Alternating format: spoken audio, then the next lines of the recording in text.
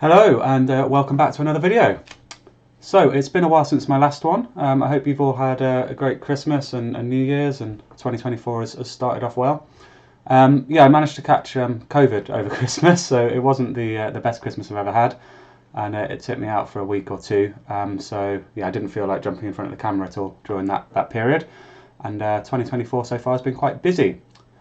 But having said that, I wanted to get this video out, and that being my top 10 games of 2023. And this is top 10 games that I played, not that have been released in 2023. So there's going to be a lot of different games in here to a lot of the top 10 videos that are out there, because some of these games are back kind of decades old. There are some new games on there, but yeah, I wanted to get this video out. As people say, it's better late than never. And yeah, we are a couple of weeks into 2024 now, but these are still some great games. So without further ado, let's get started. So as always in my videos, when I say it's a top 10, it's actually kind of a top 15. I'm going to call these I'm going to do 5 honourable mentions. I'm going to skip through these a little bit quicker than I will do with my top 10. So I guess you could say this is a 15 spot. And that is Baldur's Gate 3. So hold on, before anyone gets angry in the comments, this is purely because I only just started this game over Christmas. I'm only 15 hours in, and most of that gameplay time has actually been in 2024. I just haven't played this game enough at all for it to kind of be on my top 10 list. As I say, I'm only about 15 hours in, and only about 5 hours of that was actually in 2023. But I can see already what all the fuss is about with this game. It's a game I am still playing and I will continue to play, and I have no doubt whatsoever it will be on my official top 10 list of 2024. But I just wanted to give a shout out to Baldur's Gate 3, honourable mention. Next honourable mention, and that is Forza Motorsport. So for those that haven't watched it, I put a video out when this game came out, a rant of sorts, just voicing my complaints with the game effectively. The state at launch was atrocious. It just kept cancelling progress in career and everything. It wouldn't save your progress. It still has a lot of issues, which is why it's not in the top 10. Customization is shocking. Tuning is shocking. Car progression is shocking. The career has taken a step backwards. There is online multiplayer. Sometimes you get some really, really good races, but on the whole there's a lot of ramming. But the reason it gets an honourable mention is because it is still, when you're racing, incredible racing, incredible wheel-to-wheel action, and I think it is one of the best racing games out there for the actual mechanics of racing. Everything around that, all the peripheries, need improving and working on. But it looks stunning, it's really fun to play, and even though I made that video ranting about it, I've still been playing it fairly regularly ever since. They've made lots of improvements. All of the stuff about it not saving your race progression and stuff has been fixed long ago. So it's a decent game. I just couldn't bring myself to put it in my top 10 because it had so many issues and still has a lot of issues that I'm not happy with. But if you are looking for a racing game around circuits, around tracks, not an open world one, a proper circuit racing game, and you have an Xbox or a PC, then I would still recommend this game in that kind of light sim genre before you get into the real hardcore sim racing games. Anyway, enough on Forza. If you want any more on that, then watch my rant video, which there will be some issues in there that are fixed, but it will give a better overview of my thoughts on the game. I have eased slightly there since then though. I was quite angry at the time. But still an honourable mention because it's a very good racing game. Next on the honourable mention list, so I guess it could be seen as 13, is Maneater. So this obviously wasn't released this year. This was released, I don't know when it was released, a fair few years ago. And I actually did this as part of a video I did called Backlog Blast, where I took 3 games that I had started in the past, and I had a week to do as much as I can in those 3 games effectively. So again, video on the channel for that. I'll put a link in the description below for this one and the Forza one if I remember. But yeah, effectively I had to complete those 3 games in the week, and I managed to, But anyway, go and watch that video if you want to hear more about that. Maneater is it's not kind of like a AAA game, it's not the best game in the world. It's a AA arcadey action game where you play as a great white shark and you are swimming around the ocean. You start in kind of swampland lagoons and stuff as a baby shark, and as you level up and earn XP, you progress into bigger and bigger and bigger forms of a shark until you're eventually this like mutated, ginormous shark that can take down kind of fishing ships and all that kind of stuff. But you effectively swim around eating humans, fighting other larger fish and crocodiles and things and other sharks, completing objectives, and it's just a fun arcadey shark game. And sometimes that's all I want to play, just something where you can switch my brain off and have a lot of fun. It doesn't outstay its welcome. I can't remember exactly how long it took me to complete it, but maybe 10 hours, maybe 15. I went back and I liked it enough to go back and do all of the achievements. So I've got a 1,000 gamer score in this game, or if you're on PlayStation, the Platinum. And yeah, it's just a really good game. As I said, it's not the best game in the world. That's why it doesn't make my top 10. But I don't know if it's on Game Pass or not. I'm not sure it is, but it's not going to be very expensive these days.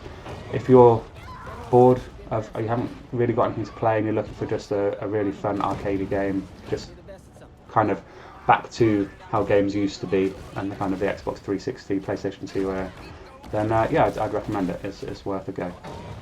Next up on the honourable mentions, and this might annoy a few people as well that didn't make the top 10, and that is Spider-Man.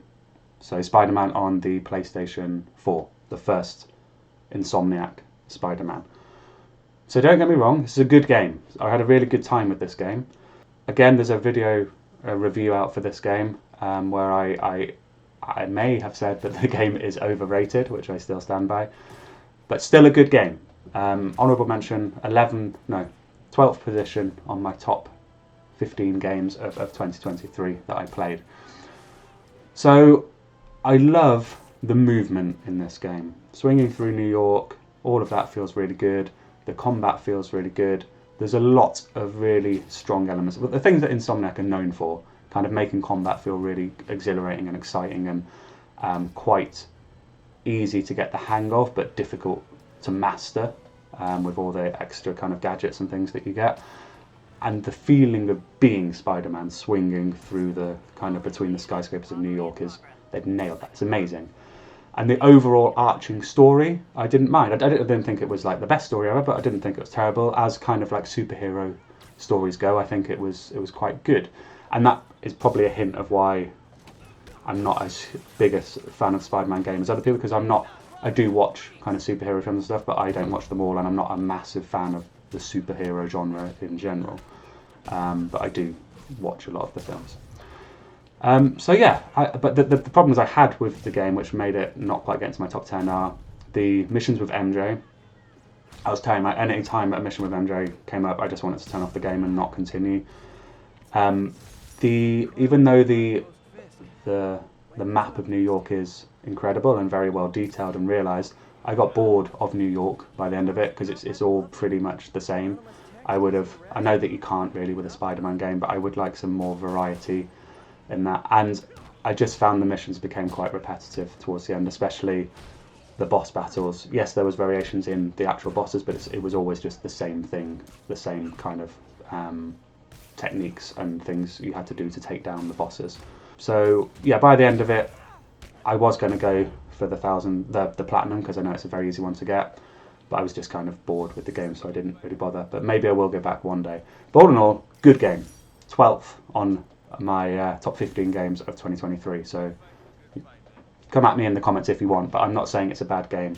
It's just, for me, it's not all it's cracked up to be.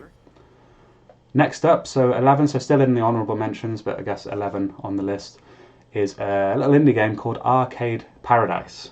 So for me, this came out of nowhere. This was one that was on Game Pass. I just watched a trailer of it, and it looked quite interesting. And I'm about 20 hours into this little indie game. So what is Arcade Paradise? So it's quite I assume, I don't know what the budgets were, but it seems like quite a low budget indie game. The graphics aren't anything to shout home about. But you are basically in charge of managing at the start a laundrette, and that's kind of that sim lifestyle game. So you're going in, literally doing loads of washing, putting it in the tumble dryer, taking it out, cleaning up the trash, taking the rubbish out to the bins and all that type of stuff, cleaning the toilets to make sure that the laundrette is functioning, and you earn a little bit of an income from that. But where the game comes into its own is in the back of the laundrette there is an old storeroom which you put, I think it has a couple of arcade machines in, but you start a little arcade in the back.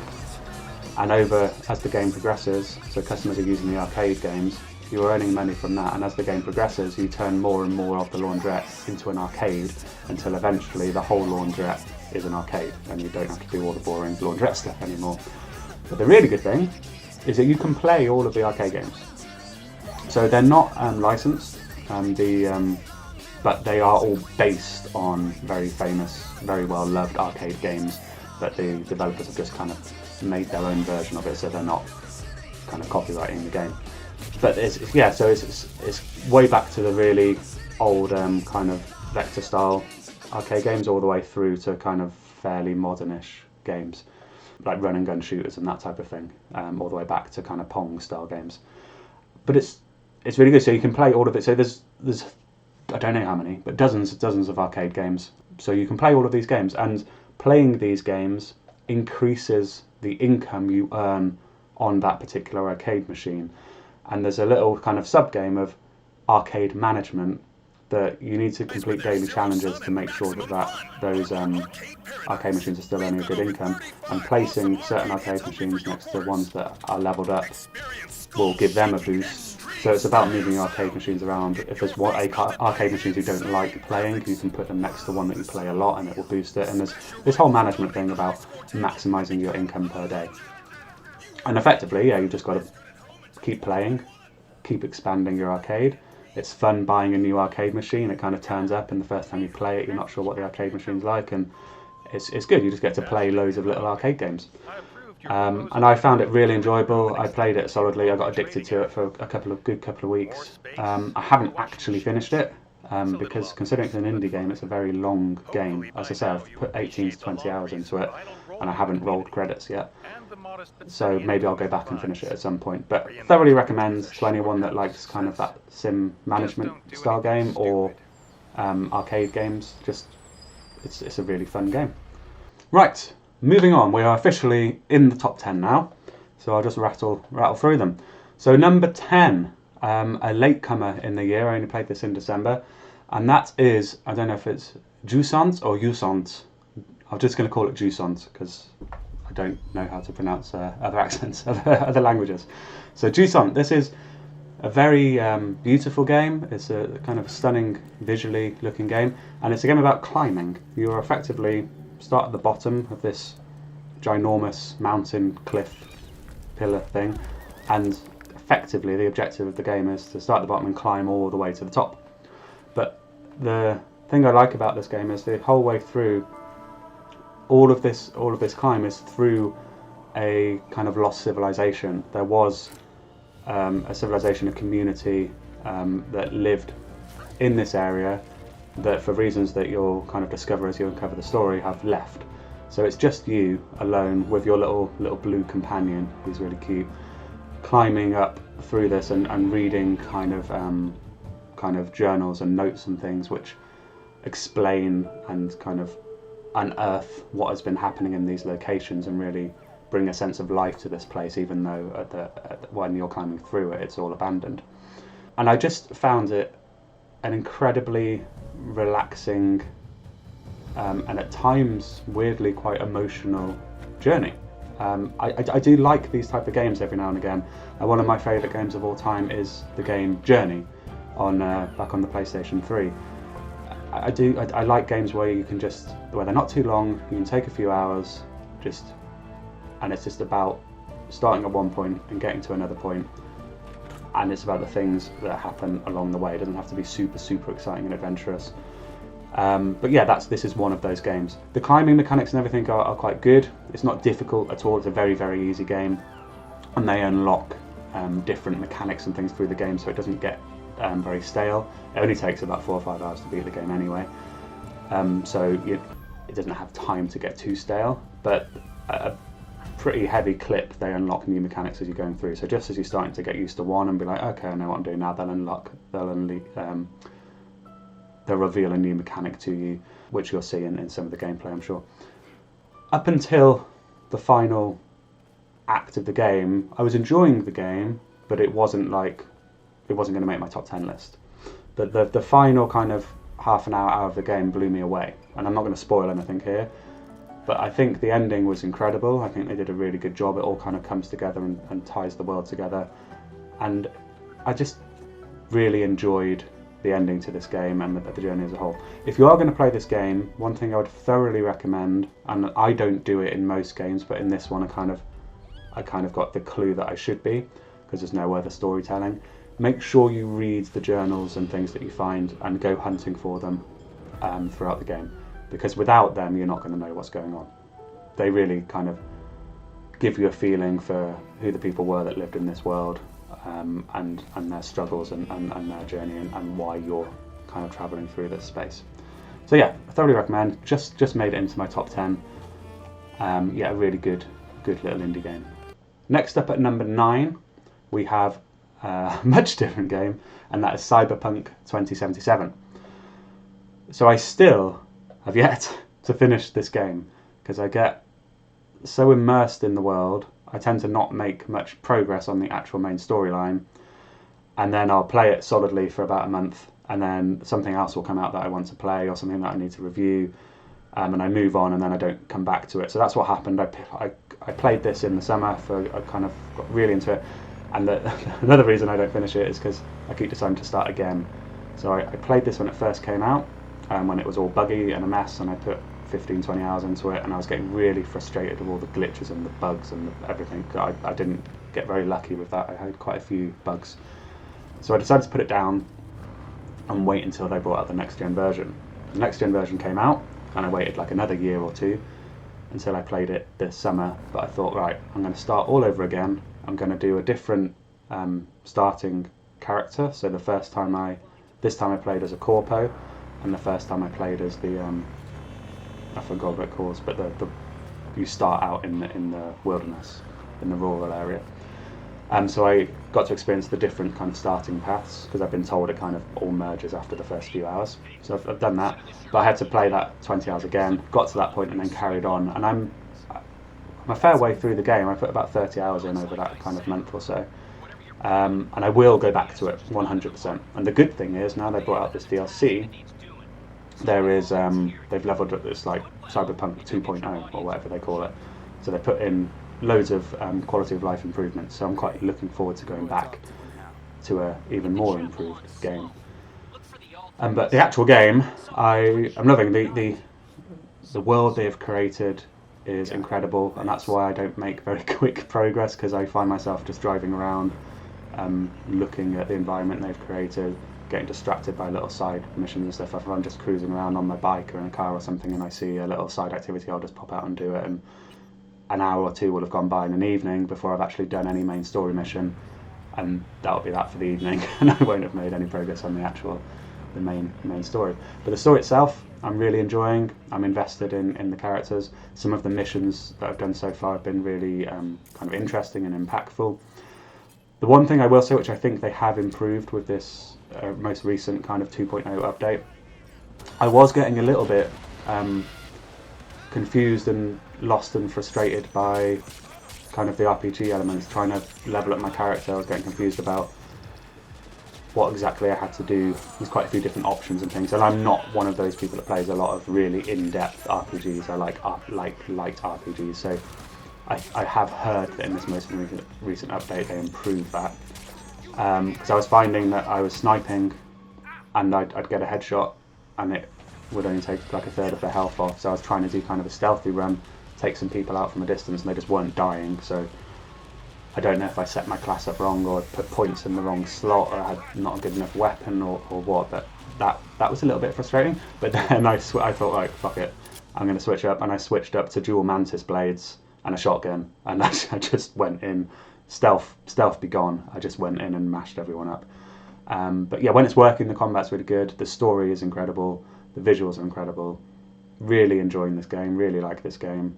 And I think it's one, I will obviously go back and finish the main story, but I can see it being a game that I pop back into kind of every couple of years, even if it's not to redo the whole story, just to be in the world and just experience it again. And once I've done the main story, I've got the DLC to do as well, so that's happy days. So that's probably going to come at some point in 2024, this year. Next up, at number 8, we have the controversial game that is Hogwarts Legacy, that I noticed at the Game Awards had 0 nominations, which I can't believe. Anyway, politics aside, Hogwarts Legacy. I had a really, really good time in this game. The reason it's not higher on my list is I did have some elements of the game that I found quite annoying. I almost stopped playing the game in the middle act. If you treat it as like a 3-act game, the first act I was hooked, really enjoyed, and the second act I just found I started to get a little bit bored. The third act it all came back, and I thought it had a really good, incredible third act. But I did almost fall off in that second act. But it's a very, very, I think about as good a Harry Potter game as could be made. Hogwarts looks absolutely stunning. Walking around the grounds and the halls of Hogwarts and everything is incredible. If anyone, I mean, I'm of the age where I grew up and the books were coming out as I was growing up as a child, so I read all of the books, I watched all the movies. I wouldn't say like I'm a massive Harry Potter fan. I was when I was a kid. But even as someone that's not like a huge fan, I still had so much nostalgia and kind of excitement kind of exploring the Hogwarts grounds and finding things that I remember from the books and things, and it's really, really, really well done. The combat, considering it's kind of using a wand, I thought they might struggle to make that combat kind of engaging and exciting and interesting, but they've done it. The combat's really, really enjoyable. There's a decent range of spells and things you can lock and learn, and variety to the things you can do in combat. It's not just button mashing, like sending the same spell over and over and over again. There's environmental tools you can use, and coming into any combat encounter, there's a number of ways you could go about kind of taking on those opponents. So I thought I did really well on that. The overall story is really good. As I say, I think it slowed down a bit too much for me in the second act. In the middle, there's kind of a lot of the same things over and over again. It's quite repetitive. But overall, an incredibly well polished game. I do think it deserved to be nominated for some awards at the Game Awards and from other. I haven't looked at all the different companies that do awards. I'm sure it's been nominated in some places, but I think it definitely deserved to be awarded and nominated for some different categories. Anyone that's a Harry Potter fan, it's a must play. You've probably already played it if you're a Harry Potter fan. But for those that aren't Harry Potter fans, I'd still say it's just a solid kind of Western RPG, quite light RPG, but kind of open world exploration adventure game. I'd say it's almost a must, not a must play, but it's, if you are a fan of those genres of games, I think you're not going to regret it. Especially now, I'm sure the prices come down. If you can pick it up on sale, it's definitely worth playing. Now then, onwards to number 7. Oh, and I should say, Hogwarts Legacy, I have a review on the channel as well. And the same goes for this game, Nobody Saves the World. This is the first game that I played in 2023, and it kicked off to a very strong, very good start. So this is an indie game, and I've completely forgotten the name of the developers. Apologies to the developers, probably not watching this video. But anyway, it's an indie game where you, as I say, I've got a review out on the channel, so I would go and watch that if you want more information. But the great thing about this game is it's kind of a top-down 2D, you'll see the gameplay. But I just found it really enjoyable. The world's quite interesting and fun. I like the art style. But the main thing about this game is there's loads of different characters you can use for combat. And you can take different abilities from different characters and use them on other characters. So you can combine the strengths and weaknesses of different characters. And each character comes with its kind of base ability that you can't change. But you could use that base ability and take some abilities from this other character and combine them to create some really, really interesting kind of combat mechanics. So it's basically a game about different builds, but it's done in kind of like an approachable, easy way. It's not like some of those games where you could spend hours making spreadsheets to try and find out the best build for your character in some of these really deep RPGs. It's that, but done in an approachable, very easy to understand, light way, and it makes a very fun, entertaining game. It can be quite challenging. The moment-to-moment combat is really fun. It's action all the time. When you're in a dungeon, it's kind of go, go, go. You don't get a moment of respite. It's really exciting, fun gameplay. The overriding story is quite interesting, especially for an indie game. You've got a big world to explore. The game itself is quite meaty. I played this on Game Pass, but if it's not on there anymore, it's quite a chunky game, so you're probably getting your money's worth, especially as it's a very good game. And yeah, had a really enjoyable time with this game. I hope they do a sequel. I have no idea if they have plans to or not. But I know that it was quite well reviewed at the time, so hopefully they made enough from it to go ahead with the sequel. I will definitely be playing the sequel if they ever do decide to. But yeah, definitely recommend. Pick it up. Right, number 6, a game that has been on the backlog since it first came out, because I am a fan of this series, and that is it's Shadow of the Tomb Raider, which is the third in kind of like the rebooted series. So I've played the first two. And it's basically the Tomb Raider version of Nathan Drake of Uncharted. It's kind of just that action adventure, kind of swinging through different environments game. And very, very competent. I really enjoyed my time with this. Again, for most of these, I have a review of this game on the channel. I'll put a link to all of the different videos I've made related to these games in the list below.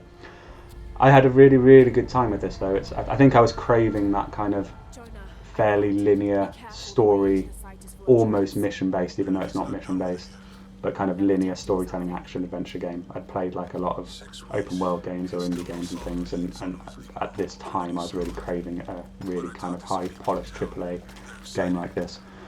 What I enjoyed about this game is it's got all the same mechanics as the first two, like the Tomb Raider reboot and the Rise of the Tomb Raider. So you've got your gunplay, you've got your platforming, you've got your puzzle elements in kind of the tombs and things. But they also took Lara Croft a step further in this one. They made her... The overall tone of the game was quite dark, and Lara Croft herself goes quite dark at one point in the game, and it brings into question kind of the morality of what she's doing at certain times, which I thought was quite a nice element to bring into the game, as she's just kind of mowing down dozens of people at some point. Like, is this really what she should be doing? It's got the usual kind of crazy, out there, over the top story, which is just fun, and generally you just got to roll with it. You can't take anything too serious in these type of games. But it's just a really well polished, put together action adventure game. And as I say, it's like if you haven't got a PlayStation, if you've only got an Xbox, it's kind of like the Uncharted that you can play on Xbox. So yeah, thoroughly recommend. Had a great time with it, and yeah, not much more to say there. Number 5. So this surprised me actually. So we're going back to probably Xbox One. I don't think it was 360. Xbox One is a Call of Duty Advanced Warfare. So I have played most of the Call of Duty campaigns, but there was about 3 or 4 that I had missed from either being away or working too much when they came out, and just missed them when they came out. And Advanced Warfare was one of them. So I've had this thing to go back and just clean up so that I have beat all of the Call of Duty campaigns.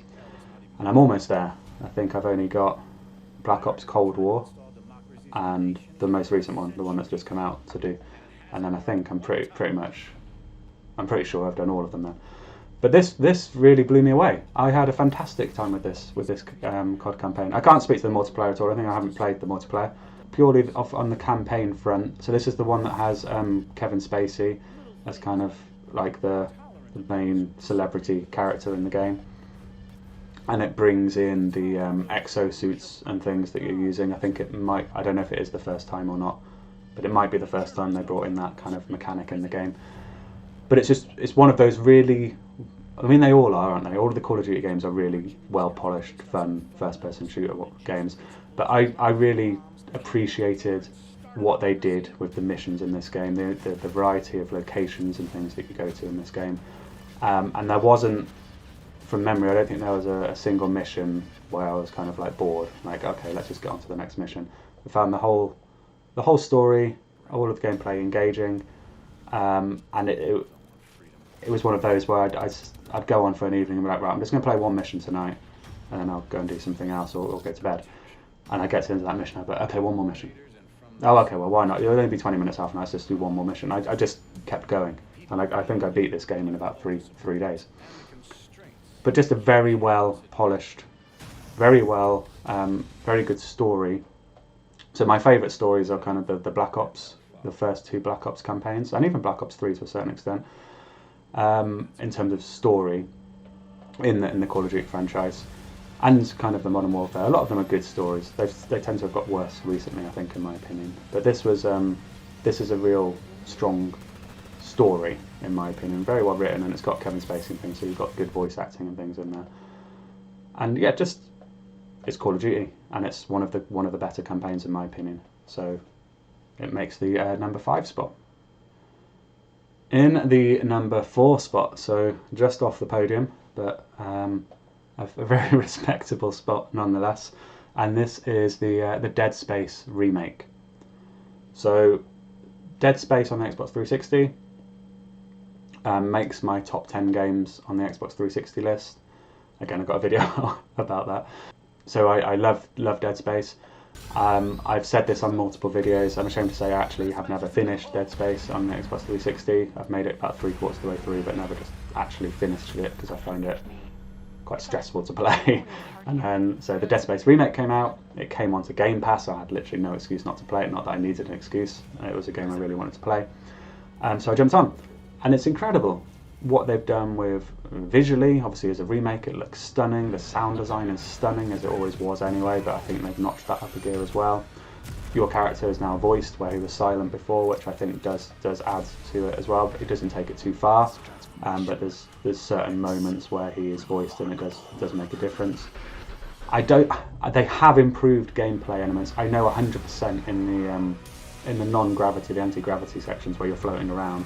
They've 100% improved gameplay there, because I remember getting frustrated with that on the 360 version, and I think there's a number of other places as well, but I can't. It's been a while since I played the 360, so I can't pinpoint where all the improvements are. But it's a fantastic game. If you are a fan of survival horror, action horror in any way, and you have not played it, or you've only played the original, pick this game up. It is the pinnacle of survival horror genre in terms of quality of the visuals, the quality of the gameplay, the quality of the atmosphere. Everything about it is fantastic, and I still haven't beaten it. So I will beat it. I got about halfway through, and I can't. Something came out when I was playing it or we got back into a multiplayer game or something, and it distracted me, and I was like, okay, I'll just take a few days off and then I'll go back. And then, as usually happens, that few days turned into a week, turned into a couple of weeks, turned into a month. And then it got to the point where it's like, well, it's been this long, I may as well play this other new game that I want to play now. So, which happens all the time to me. I need to realise, which is what the backlog, what this whole backlog channel has been about, is I need to start a game and I need to finish a game and not go off and do something else. But I've played enough of it to realise it's an improvement, which I find hard to believe, on the 360 game, which was already like a 9-10 out of 10 game. So it's fantastic. I haven't put it higher up my list because I haven't beaten it, and because it's a remake. So there's that debate whether remakes should be on top 10 lists anyway. But as this isn't a top 10 list of games released in 2023, it's my top 10 list of games that I have played this year from any date. Then I feel like it's fine to go on there. Number 3, podium positions, the bronze medal position, back to the Xbox 360, and that is Portal 2.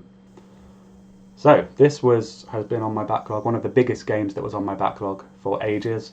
Again, I have a review of this on my channel if you want to check that out. So I played Portal 1 years and years and years and years ago while I was at uni, like 15 years ago, on the orange box. Loved the game, thought it was incredible, was completely blown away by it, didn't really know what to expect going into it. And I've heard Portal 2 was even better, like a fantastic must-play game, so it's been on my backlog, like high up my backlog for ages, just hadn't got round to playing it until this year. and it came up on my backlog challenge. So, Portal 2, for those that don't know, it's a puzzle game using a portal gun.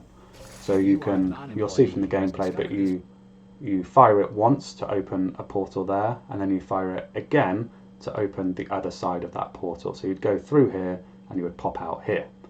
So if there was a pane of glass or something here, you could fire a portal there, walk through it, and come out there if you managed to get some way of shooting a portal over here.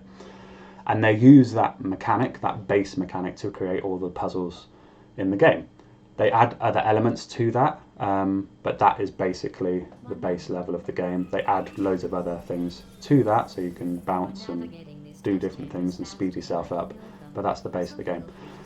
And the thing that elevates this game above so many other puzzle games is the story. So it's not just a puzzle game, there's an incredibly witty, funny, thought-provoking, and kind of twisty story that's running through the whole time. So it opens, you've got a little chum character with you. I've forgotten the name of the character, but Steve Merchant, the comedian, voices him, and he's incredibly funny. And Gladys, the main enemy in the game, is also incredibly funny. And the story is, as I say, is quite interesting and good, but it's also just a comedy the entire way through. And that just elevates the puzzle gameplay to the next level. Without the story, it would still be a very competent, interesting, fun puzzle game that I'd recommend. And if you took the puzzle away and it was just kind of a walking simulator, but with that story, I'd recommend it as well. But you put the two together and it's an incredible game. One of the best games on the Xbox 360, in my opinion. And it's quite old now, but it still looks pretty decent. It's perfectly playable. It's smooth, and the frame rate and everything, because you're moving quite fast at times. It's all perfectly playable. So if you have not played this game, I would recommend playing Portal 1 first, because there are some kind of elements from that will, like story elements, that you'll recognise going through Portal 2, or make more sense if you play Portal 1. So I'd start there and then do Portal 2. But yeah, incredibly good game, number 3. Number 2, and between number 2 and number 1, I went back and forth, and I've been back and forth a couple of times. In the end, I've made my decision now. So number 2 is Vampire Survivors. So this took the world by storm, the gaming world by storm. It's a little, again, I'll put footage on, and I've done a review as well. But top down, all you do in this game is move your character. That's all you do. So you're just using the joystick. Just move your character, you move around the screen. And your character will automatically at certain time intervals fire their weapon. And your base objective is to just survive as long as possible. And on the face of it, that sounds very simple. It could even seem quite boring, that you're not like firing, you're not really doing anything apart from moving, which is what I thought before I played the game. But there was so much buzz about it, I was like, okay, I'll pick it up and see what the fuss is about. It's only like a couple of quid.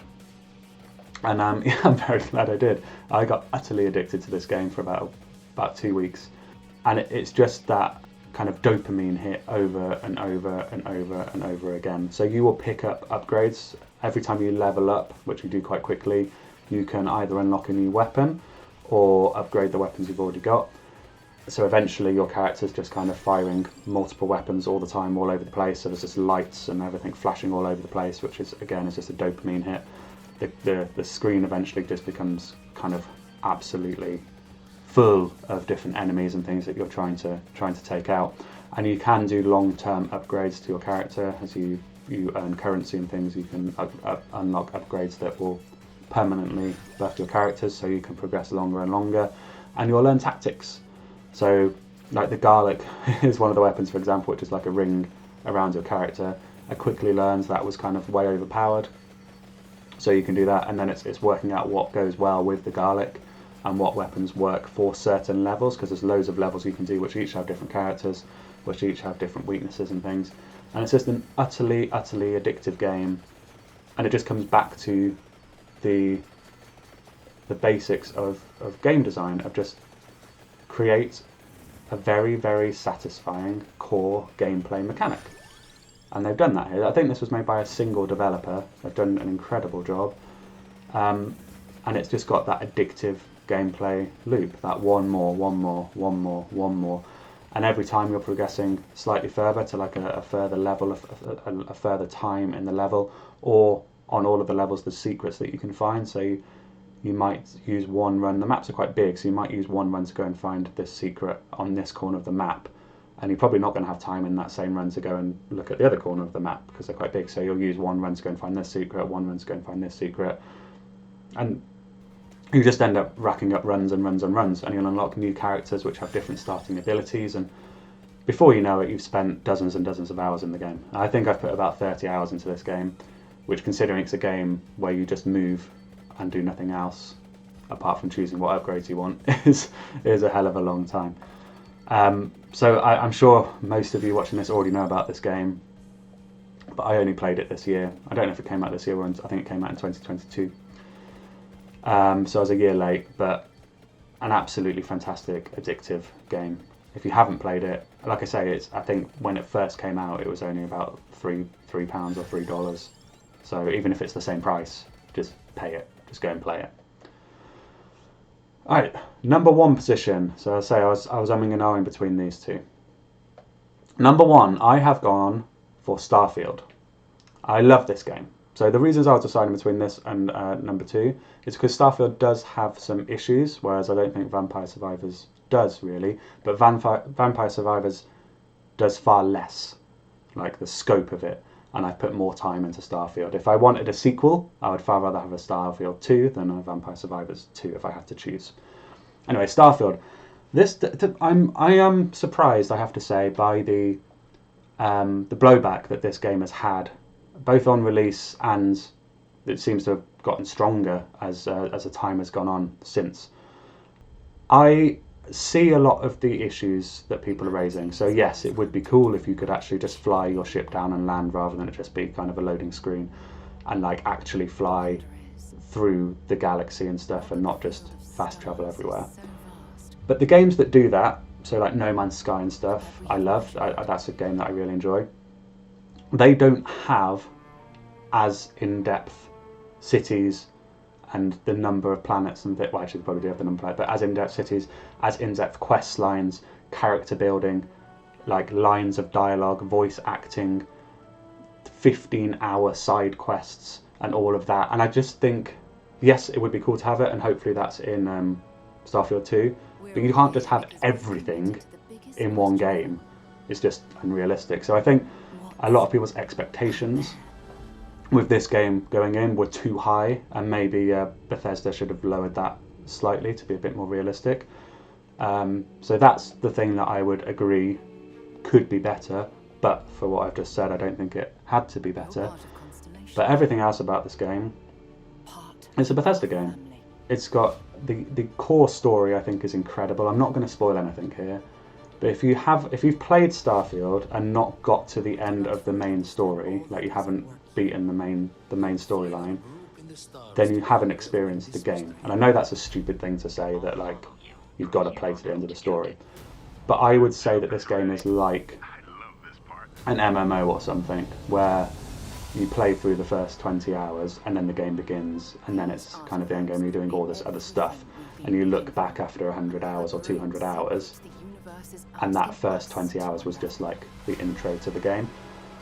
I was enjoying the game before then, but when I hit the end of the story, I was like, oh my god, this game's just it's gone to a different level kind of thing.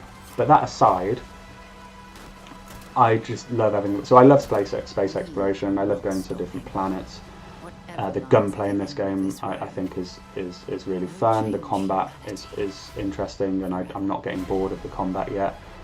The characters, so the NPCs that your companions that are part of your team that you travel with and go on missions with, I don't like them all, but I don't think you should like them all, because I think that means that they haven't gone enough in different directions with them if you like them all. But I love some of them, and I strongly dislike some of them, which is, I think, how it should be, because otherwise they're all just a bit vanilla, aren't they? So I think there's a good selection there. The side missions, the loyalty missions with the companions are really interesting. Yeah, I've done Andrasia's, which was a really good, very interesting loyalty mission that in itself I think could have been like DLC or something. And I've done the UC mission, like side mission, series of missions, which took me about 10 to 15, well, I don't know actually, 10 hours. 10 hours by itself, and in itself was an incredibly fun, interesting story that could have been DLC or even just a small game in its own right. The main story, as I say, the ending is incredible, like when it goes to New Game Plus, but all the way through I was engaged by the actual story and wanted to progress that and see what would happen next. All of the cities that you go to are very well realised. There's so much detail in there. The side missions you can pick up from just randomly talking to NPCs and things are incredible. Your ship, you can design your own ships, build your own ships, or just buy ships from kind of spaceports and things. You can go into space, hijack some, like become a pirate if you want to, hijack someone else's ship and steal their ship and take that back, and then that's yours. There's so much stuff you can do in this game. You can build base and things. Well, I haven't even got into that yet. I haven't even started doing that. I just think it's, for me, yes, there could be more, but you can't have everything in one game. Not yet. In the future, I'm sure you will be able to. But for me, it has everything. It didn't have everything I was looking for, but it had enough of what I was looking for. It met my expectations, and I had very high expectations for this game of what I wanted from this game. There are people saying that the exploration on planets and stuff isn't good enough, and I can see the argument that maybe if they just had 20 planets and not done them procedurally, there could be more interest there. But again, I don't think you can't have a whole planet designed, let alone 20. This is where you come to that balance of where do you go from, yes, it's a game, to what's realistic in space exploration. Obviously, you don't want realism, because that gets boring, like Elite Dangerous and stuff. And you don't want to go too far to a game, because if you're trying to create an RPG like this, because then it's too arcadey. And there's that thing of realism, you're not going to find much if you're exploring space. So when you do find stuff in this game, it has more of an impact. And I have found stuff when I've been exploring planets and stuff. I think a lot of it is not far off the main story, so you're expected to find it. And especially in flying through space, if you warp into a new system, you'll have lots of random encounters and things going on which lead down paths to either give you new gear or new equipment, or new companions and that type of thing. One of the side quests I did early on was incredible actually. I won't spoil it. There's a lot of people that have talked about it, but it got me. It took me down somewhere I wasn't expecting to go at all in the game, let alone that early in the game, to kind of some big secrets in the game. It got me a brand new ship, brand new set of armor, and it was like well worth doing a fun kind of 1-2 hour little diversion side quest with big rewards that was just picked up from overhearing something in the streets, and it went into my quest log, and I could or I couldn't have done it. If had I not done it, I wouldn't have had that experience. I wouldn't have this awesome ship and this cool gear, but I did do it, and it was rewarding, and that's the kind of thing I look for from side quests. Most of the side quests I've done have been worth doing, have either given me like rewards that are worthwhile, or if they haven't given me great rewards, have been worthwhile from a story kind of perspective. And yeah, I've really enjoyed my time with this game. I haven't finished with this game yet. I've taken a break from it because I put 50 odd hours in a month, or kind of 6 weeks. I've finished the main story. I've done a little bit of New Game Plus, but there's still a lot I want to do with it. I haven't done most of the faction missions. So there's so I've done the UC. I'm halfway through the Freestar Collective faction missions, but then there's like 2 or 3 more after that. I haven't done any of the loyalty missions apart from Andrasia's. So I've put 50, maybe even 60 hours into this game, and I don't think I'm even halfway through the content in the game yet. And at some point they'll bring out DLC and all that kind of stuff. So all I would say is, if you are someone that hasn't played this game yet because you've seen the bashings from various people, I'd say give it a go. Just temper your expectations. It's not Bethesda meets No Man's Sky. It's Bethesda in space. So it's not going to have, it doesn't have that, like you can take off from a planet, manually controlling it, fly to a nearby planet, manually controlling it the whole time. You basically fast travel from planet to planet, which is a shame. But you can fly your ship and dogfight in space, like when you're above the planet, which is fun, and that in itself is another huge part of the game if you want to do it, where you can upgrade your ship, upgrade your weapons, shields, all that type of thing. And I've had a lot of fun just dogfighting and spent hours doing that. But for me, there's not been a game this year that I've played that I've been more kind of hyped about, more excited about, or a game that I've been more engaged in and thinking about when I'm not playing it, as there has been with Starfield. And actually hasn't been for a couple of years, a game where when I'm not playing it, I'm thinking about it, and I'm looking forward to when I next have the chance to play it. And I've been kind of like looking up tips and tricks on character builds and things in anticipation of when I should be working, in anticipation of when I next get the chance to play the game. It's the first game in, well, I can't think of the last time actually, where the day it was released, I work for myself, so it's not as big a deal, but I gave myself the day off, and I started playing at like 9 AM, played all day, and I put kind of like 10 hours in that day. I haven't done that with any game in years. So I was excited by this game. I really enjoy this game. I will play this game for many, many, many, many hours to come. I'll be hopping on for the DLC. And for me, I don't think it's not a 10 out of 10 game, because there's a few things that could be improved. But for me, it's a 9 out of 10 game, and it's my game of the year for 2023. And I cannot wait for a Starfield 2, because I think that is when they will be able to bring in the kind of, well, they will, with all the feedback they've had, like taking off from the planet in your ship and actually doing it all manually. So yeah, that's my top 10/15 games that I've played in 2023. All in all, I think it's been a really, really solid year for what I've played. I'm just looking at my list that I've got on the side here. But for me, that top 10 list is a very solid list of games. And the good thing for me is I know that 2023 has been an immensely solid year for new releases, and there's a couple of new releases in there, but a lot of them aren't. And because I normally play them a year or two afterwards, I think 2024 is going to be an incredible year as well, because I can play some of the games that I missed in 2023. So thank you for watching if you've got this far. If you've enjoyed the video, please drop a like. It really does help a lot, and consider subscribing.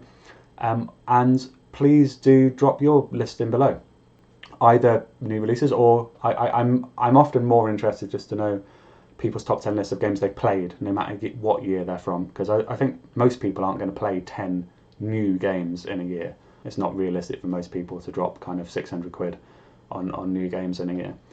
So yeah, even if it's from like this SNES days or NAS, just drop your top 10 or top 5 or your favourite game that you've played this year. I'd be really, really interested to see. And yeah, thank you for watching, and I'll see you in the next one. Goodbye.